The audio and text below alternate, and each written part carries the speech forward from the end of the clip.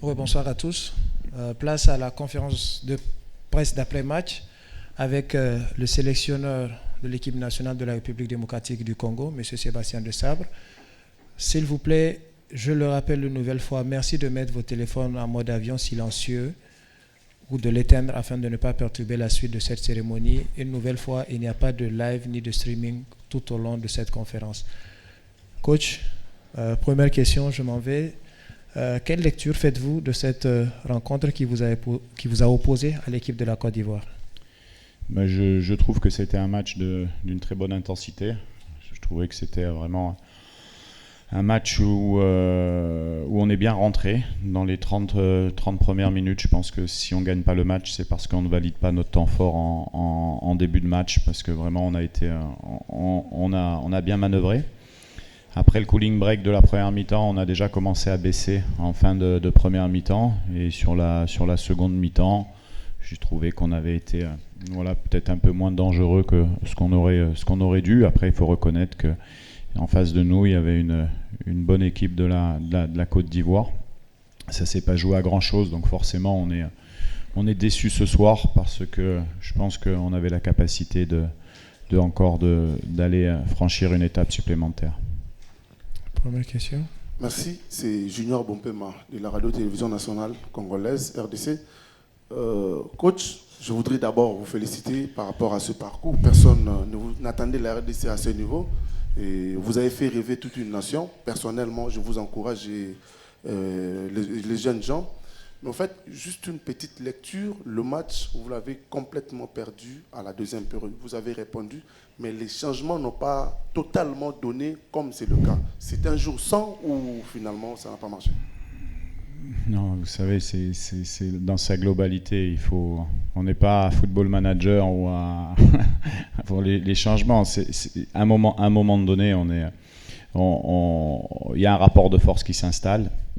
Au départ, on l'avait, ce rapport de force. On ne l'a pas bonifié. Ils l'ont eu à un moment donné en deuxième mi-temps, ce qui n'est pas forcément gênant qu'ils soient sur un temps fort et nous sur un temps faible, parce qu'on a les éléments pour pouvoir contrer. Mais on défend mal sur une situation, tout simplement. On défend mal sur une situation. Ils ont le joueur qui fait le geste juste et qui a la qualité pour le faire, et ça fait la différence. Après, on a essayé de pousser.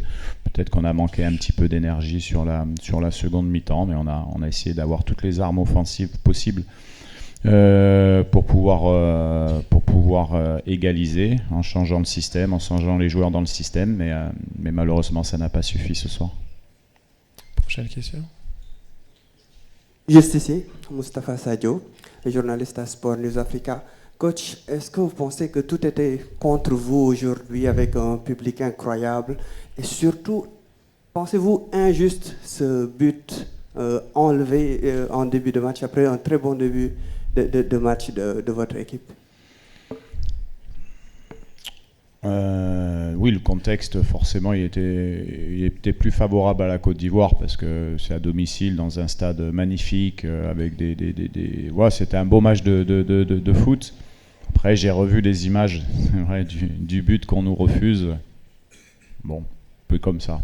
On va pas épiloguer comme ça. On va pas se plaindre non plus, parce que si on prend un but, si on met pas ce but-là, on a aussi le temps derrière pour en mettre un autre. Donc on n'a pas à s'apitoyer sur notre sort. Mais je pense qu'à ce moment-là, si on valide pas, effectivement, c'est à la 8e minute en fait. Bon, peut-être ça peut être un autre match, mais on peut pas réécrire l'histoire. C'est comme ça. Après, peut-être que la VAR aurait été bien pour pouvoir voir ce qui se passe.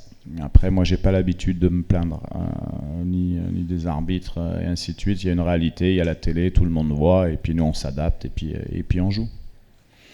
Madame. Merci. Coach, bonsoir. Bonsoir. Isabelle Kouka, Léopard Sport Afrique, RDC. Félicitations pour le parcours. Coach, en conférence d'avant-match, vous disiez que vous êtes maintenant prêt pour prétendre le titre.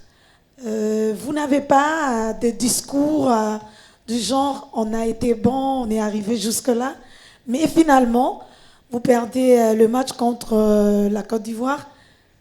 est-ce que les discours changent? Le premier sentiment, c'est de la déception, parce que la physionomie du match nous amène aussi à être déçus, parce qu'on peut y croire par rapport à la prestation qu'on fait, même si on est tombé, je le redis, sur une belle équipe de la Côte d'Ivoire. Donc après l'heure des bilans, bien sûr que, mais j'ai pas besoin de, vous l'avez dit, ça sera positif quoi qu'il arrive, parce que les garçons méritent que ça soit positif. Et ça, c'est le plus important. Même ce soir, on a perdu un match de football, mais on a perdu en essayant de tout faire pour pouvoir le gagner. L'état d'esprit est extraordinaire dans cette équipe. Bien sûr qu'ils sont déçus. Mais pour nous, le staff technique, ça nous permet aussi de voir le comportement de notre équipe dans ce genre de rencontre. Et ça va nous servir, bien sûr, pour la suite. C'est important. Maintenant, on ne peut pas...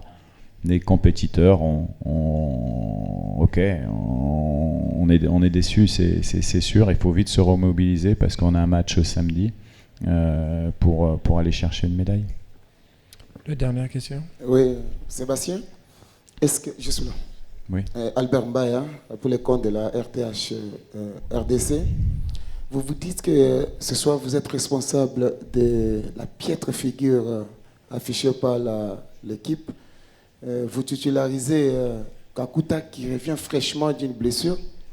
Et puis votre latéral droit qui semble être très moyen, Kaloulou qui fait un match pas très correct, alors que c'est la chose que nous avons tant décriée. Est-ce que vous vous dites franchement qu'il y a des erreurs de votre part ce soir?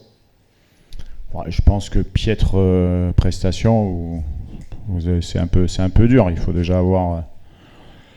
En tout cas, jouer en demi-finale de la CAN comme ça pour analyser et être si dur quand même sur la piètre prestation quand même. Donc non, après c'est un match de foot qui bascule sur une situation à droite.